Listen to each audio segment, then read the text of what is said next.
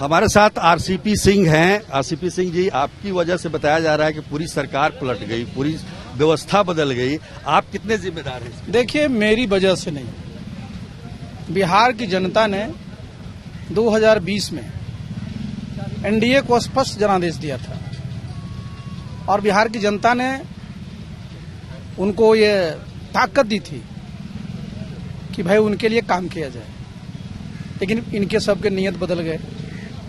अब बताइए साहब, पूरा का पूरा जनादेश जो 2020 का था उसका हरण कर लिया गया और आप दूसरी जगह जाके बैठ गए और मुझे दोषी बना रहे हैं। अरे 2020 में ही जब आपको लग रहा था कि बड़ा भारी, समझिए कि जिसको कहते हैं कि वो भीतर घात हुआ है, बड़ा साजिश हुई है, तो यही तो संख्या उस समय भी था, उसी समय यही इसी प्रकार का वो था, आप ले लिए होते। देखिए, ये बेबुनियाद है और इस प्रकार के आरोप में कोई दम नहीं है। इन लोगों ने तय कर लिया था, मन बना लिया था कि भाई हम लोगों को अपना पाला बदलना है। लेकिन मैं इस बात को कह रहा हूं कि बताइए साहब, कितने बार पाला बदलिएगा? 94 में बदले, 2013 में बदले, 2017 में बदले, 2020 में बदले। कौन जवाब देगा? जवाब इनको देना पड़ेगा। अच्छा, ये बताइए, पाला क्यों बदला इन्होंने? क्या इनको लगता है कि प्रधानमंत्री के उम्मीदवार बन जाएंगे? अरे देखिए, मैंने इस बात को कई बार कहा है कि प्रधानमंत्री का उम्मीदवार बनना अपना लोकतंत्र है, अपने देश में संविधान जो भी 25 वर्ष के ज्यादा का नागरिक है उसको अधिकार देता है, क्वालिफाई करता है। लेकिन प्रधानमंत्री बनने के लिए आप जानते हैं सुजीत जी कि 545 यहाँ लोकसभा की सीट है, 50% बहुमत चाहिए, 273 चाहिए। तो 273 आएगा कहां से जी, मुझे बता दीजिए। तो इसलिए इस तरह की जो ख्वाब लोग देखते हैं, लोग जिस प्रकार की बात बता देते हैं, उसमें कोई भी समझिए सच्चाई नहीं है। लेकिन लोग इसी गलतफहमी में जीते हैं, तो स्वाभाविक है किसी प्रकार के जनादेश का हमेशा अपमान करते रहेंगे। आपने कहा कि 7 जन्म में नहीं बन पाएंगे। सवाल ही, मैं तो फिर बोल रहा हूं, सवाल ही नहीं उठता है जी। क्या जो आप कह रहे हैं कि 7 जन्म में नहीं बनना है, नहीं बन ना? बहुत सारे लोग बने ना, पीछे चंद्रशेखर जी बने। वो कब बने थे? उस समय क्या परिस्थिति थी?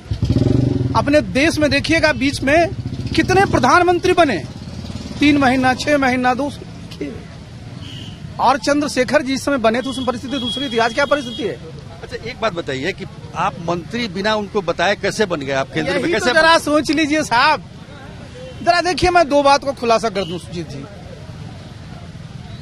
बिना उनके अनुमति के मैं मंत्री शपथ ले लेता।